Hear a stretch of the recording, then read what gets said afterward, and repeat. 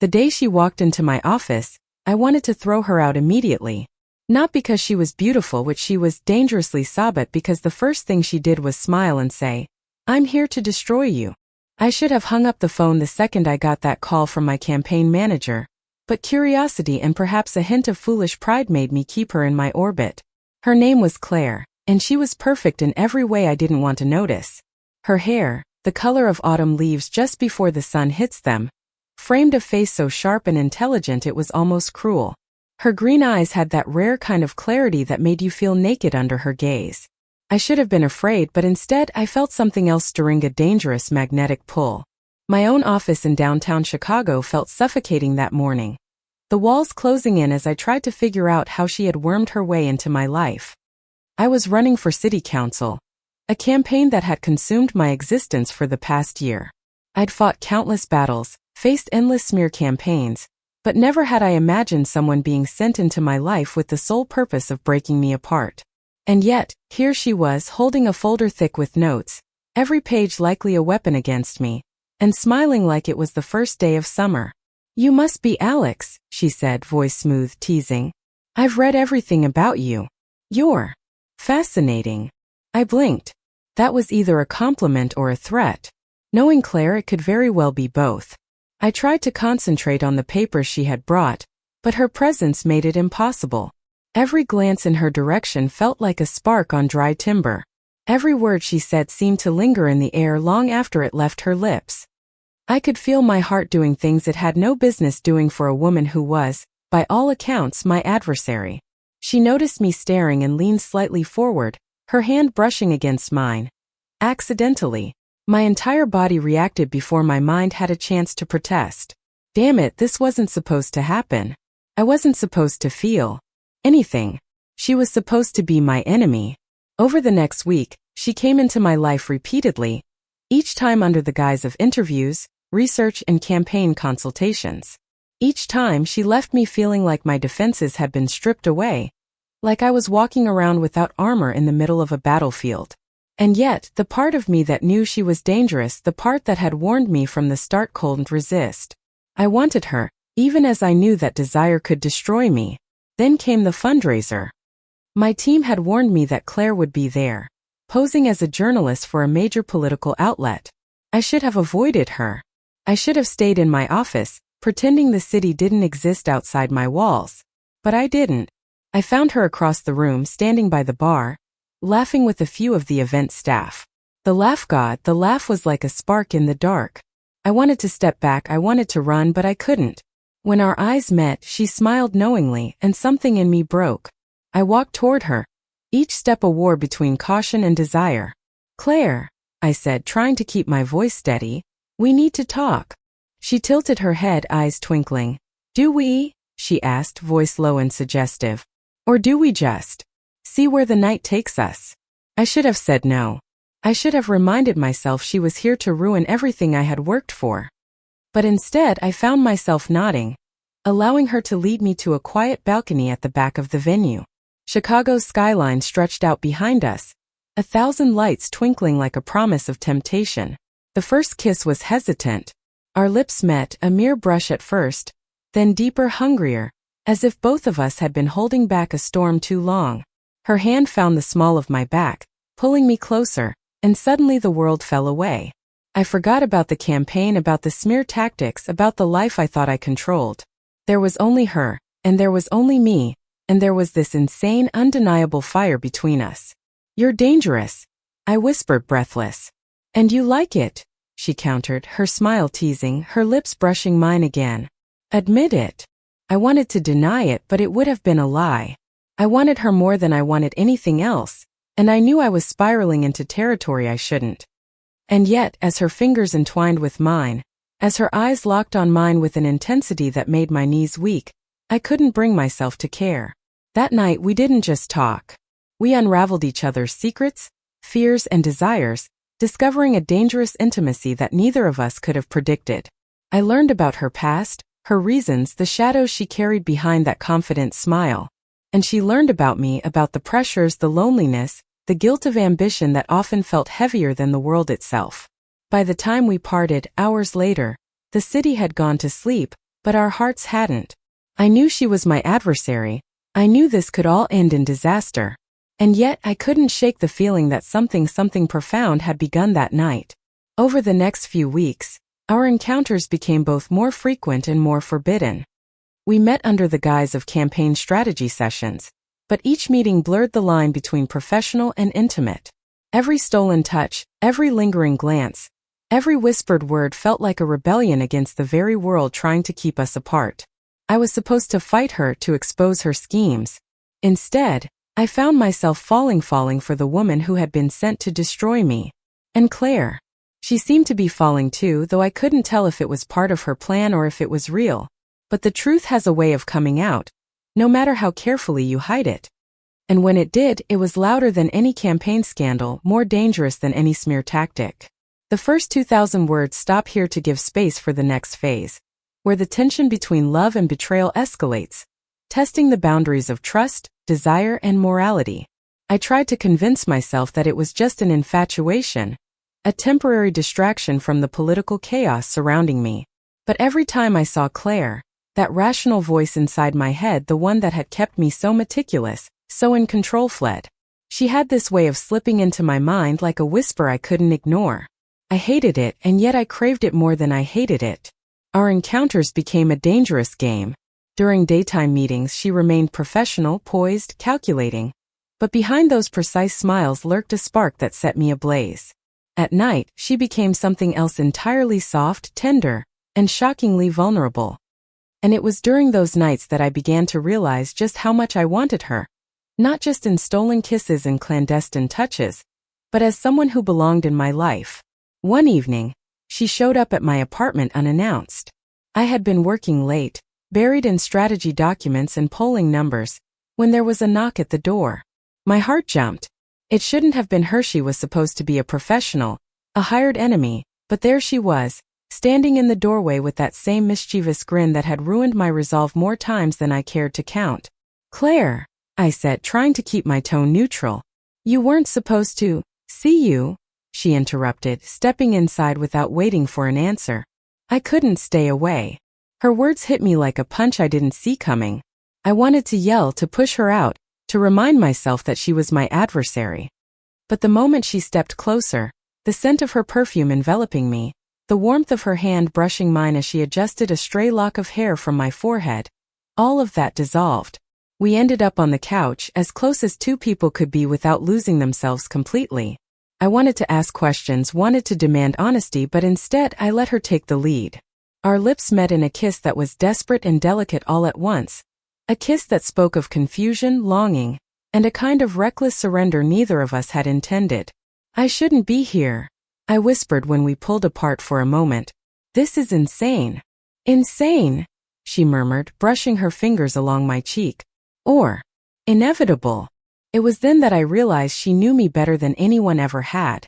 And somehow, instead of feeling exposed, I felt seen. Our moments together became increasingly intimate, charged with both desire and danger. I would catch myself watching her in meetings, noticing the subtle ways she would lean toward me, the way her fingers would brush against mine in deliberate, casual touches. She was a master of seduction, but it wasn't all physical. It was in the way she listened, the way she understood the unspoken words, the loneliness that hid behind my polished exterior. Yet, the shadow of betrayal always lingered. Every time I allowed myself to enjoy her presence, that tiny voice in my mind reminded me, she was hired to ruin me. Each secret smile, each touch, felt like a battle against the reality I had tried to control. But each moment I spent with her, the line between enemy and lover blurred further. The first real test came during a campaign rally. I had been preparing for months, nerves coiled tight in my stomach, when Claire appeared in the crowd. Not in the guise of a journalist this time, but as a seemingly random attendee. Our eyes met across the sea of supporters, and for a second, I felt like the ground beneath me had shifted. After the rally, she cornered me backstage. "You're more human than you let people see," she whispered, brushing a strand of hair behind my ear. "And dangerously vulnerable." I laughed bitterly. "You have no idea how dangerous I am." She smiled, tracing her finger along the edge of my jaw. "I think I do." That night, we met at her apartment. It was small, warmly lit, with books piled on every surface and soft music playing in the background. We drank wine, talked, and for the first time laughed together. The tension that had defined our encounters began to transform into something more profound. There was still danger, yes, but also trust, a fragile, tentative trust that neither of us had expected to develop. I learned about her past. The reason she took jobs like mine, the pain of betrayal she had endured, the loneliness that came with living a life built on manipulation. She had loved and lost in ways that mirrored my own hidden vulnerabilities. And as she spoke, I felt a connection that transcended Desiree, connection that whispered of partnership, of understanding, of love that could survive even the harshest tests. Yet, the reality of our situation never left me. My campaign was heating up, and her presence was a potential scandal waiting to explode. Every secret meeting, every stolen moment carried the risk of exposure. And still I couldn't stop myself from seeking her out. There was a magnetic pull between us, a gravitational force that neither of us could resist. Our passion reached a crescendo one rainy night. I had stayed late at the office, drowning in work, when she appeared at my window, drenched but radiant. Without a word, she climbed in, and we found ourselves wrapped in each other's arms on the floor, the rain pounding against the glass as if the world itself conspired to isolate us in our own little universe. "I can't keep doing this," I whispered between kisses. "It's too dangerous." "And yet you did," she replied, pressing her forehead against mine. "Because you want me. Admit it." I did. I admitted it, not just to her but to myself. I wanted her, more than I wanted any victory, any title, any acclaim. And as she smiled, brushing her lips across mine once more, I realized that the dangerous game we were playing was worth every risk. The next few weeks were a dance of strategy and intimacy. During the day, we navigated the treacherous waters of politics, allies, and opponents. At night, we explored the depths of each other's hearts, the boundaries of desire, the solace of trust. Each encounter, each whispered word deepened the bond between us. We became a team in every sense of the word, united against the world while knowing full well that the world might eventually tear us apart. But secrets have a way of surfacing, no matter how carefully you hide them. One evening, as we returned from a late-night dinner, a reporter I had trusted approached me with a sly smile and a tape recorder hidden in her purse.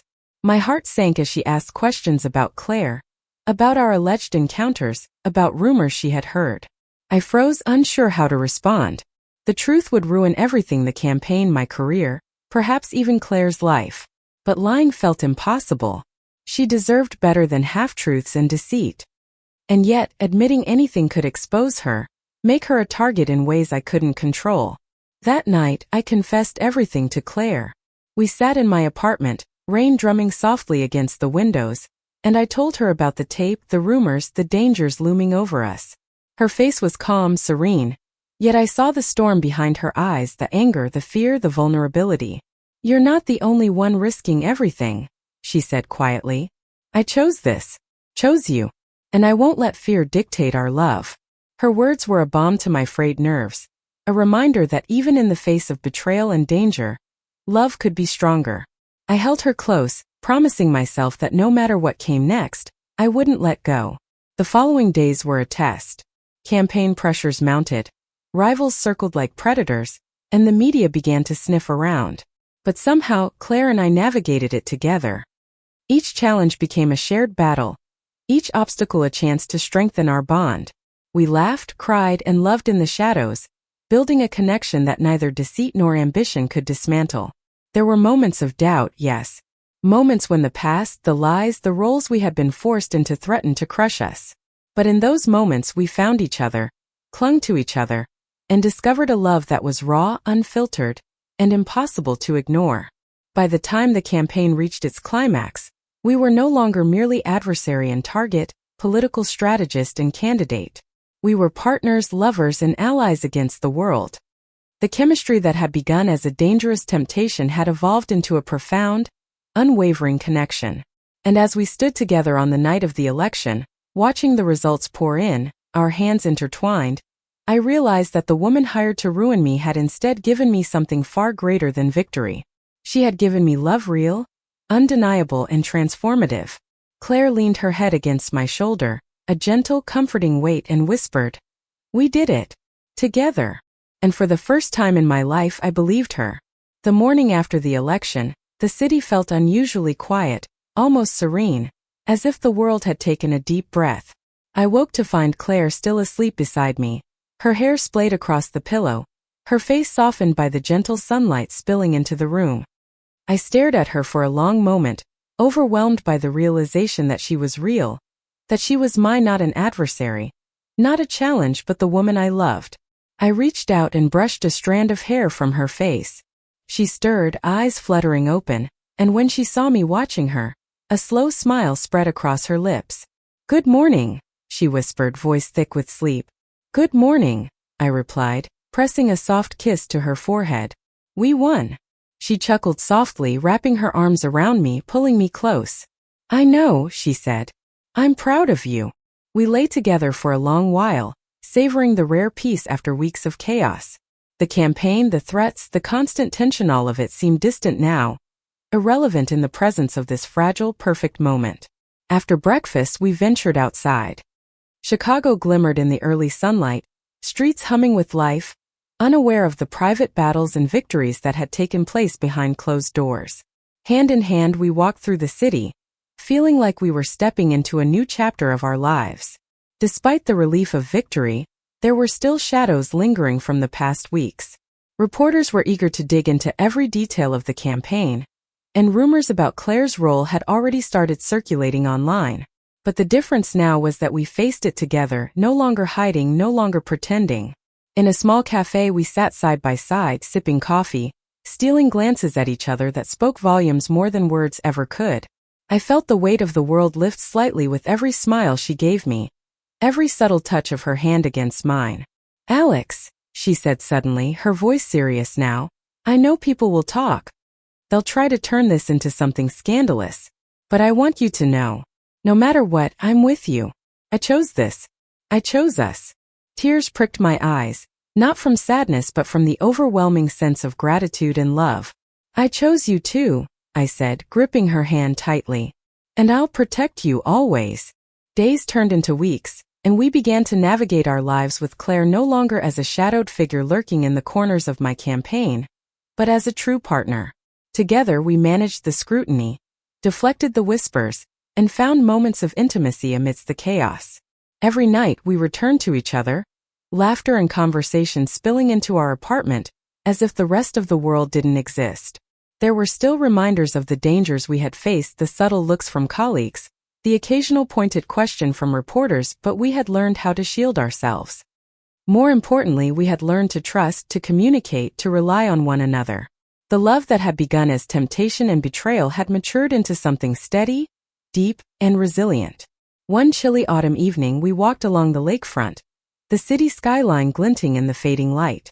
Claire's hand found mine, fingers entwining naturally, and I felt the pulse of life and love vibrating through our grasp. "I can't believe we're here," she said softly, leaning her head against my shoulder. "After everything." "I can," I whispered, pressing a kiss to the top of her head. "Because we fought together. We survived together. And now, we get to live together." The wind carried the scent of the lake, crisp and invigorating, but it did nothing compared to the warmth of her presence. I realized then that love, true love, was not about perfection. It was about choosing each other every day, through the chaos, through the danger, through the fear. It was about being brave enough to fall when the world expects you to stand still. We returned home that evening, and for the first time in months, there was no tension, no games, no looming threats. Just us, a quiet apartment filled with the soft hum of city life, and the comfort of being together. Claire leaned against me on the couch, her fingers tracing idle patterns along my arm. I traced the lines of her face, memorizing every detail, as if engraving it into my memory. "Alex," she said suddenly, looking up at me with an expression so tender it made my chest ache, "I don't ever want to lose this. Lose us." "You won't," I said, my voice steady and sure. "We'll face everything, but we'll face it together. You and me." We kissed then, a long lingering kiss, soft but filled with a promise that no campaign, no enemy, no rumor could ever break. It was the culmination of weeks of tension, of passion, of fear, and of longing. It was a kiss that marked the end of one chapter, and the beginning of another chapter written by choice, by trust, by love. The following months were filled with small joys and quiet triumphs. We decorated our apartment together, argued over paint colors and furniture arrangements, and laughed at the smallest things that only made sense to us. I discovered her love for cooking, her tendency to leave little notes hidden in drawers and books, and the way her smile could make a bad day feel like a distant memory. She learned my habits, my quirks, the way I always checked the locks twice at night, and how I needed a cup of strong coffee to function in the mornings. Our love became a sanctuary, a place where we could be entirely ourselves, free from judgment or expectation. We built routines together: lazy Sunday mornings with pancakes and jazz, evenings spent reading side by side, spontaneous trips to the countryside just to escape the city's constant pulse. And in those moments, I realized that the woman who had once been sent to destroy me had become the center of my universe. Claire's presence changed me in ways I hadn't anticipated. She made me softer without diminishing my strength, braver without reckless abandon. She taught me to embrace vulnerability, to trust that love could be both intense and gentle, chaotic and serene. One night, as we watched the city lights shimmer across the lake from our apartment window, I felt an overwhelming need to tell her exactly how much she meant to me. "Claire," I said, voice trembling slightly, "I don't know if I can ever put into words what you've done for me. You've taken someone who was so consumed by ambition, by fear, by control, and you've shown me how to love, how to live, how to be me without armor. I don't just love you, I admire you, I trust you, and I need you in every part of my life." She looked at me, eyes glistening, lips parted slightly, and I could see every thought, every emotion mirrored in her gaze. "Alex, you don't have to say anything," she whispered. "I feel the same, and I promise, I'll never leave. No matter what comes next, I'm yours." We embraced then, holding each other as if the world could be ripped apart, and we would still remain untouched. It wasn't just passion, it was comfort, it was safety, it was home. Time passed, and the challenges that once seemed insurmountable began to fade. The campaign moved on, colleagues and rivals accepted the outcome, and our lives settled into a rhythm of love and partnership. The scars of the past remained, but they no longer defined us. Instead, they became reminders of the strength we had found in each other. Claire and I started speaking publicly about our relationship, carefully but openly. We became advocates for authenticity and courage, sharing our story to inspire others to embrace love in all its forms, no matter the obstacles. And though the scrutiny never fully disappeared, we faced it hand in hand, unwavering, unshaken. On a quiet evening, a year after that first fateful meeting, we returned to the balcony where our journey had begun. The city sprawled below us, alive and indifferent, but up here it was just us. "I remember the first night we kissed," I said softly, taking her hand.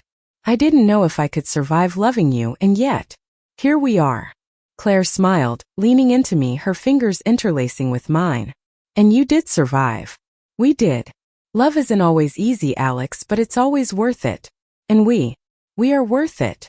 I kissed her then, slow and reverent, feeling the weight of every fear, every doubt, every stolen moment melt away. I knew that whatever storms lay ahead, we would face them together. That night, as we watched the city lights twinkle like scattered stars, I understood fully that love had won, not just passion, not just desire, but a love that was patient, resilient, and unbreakable.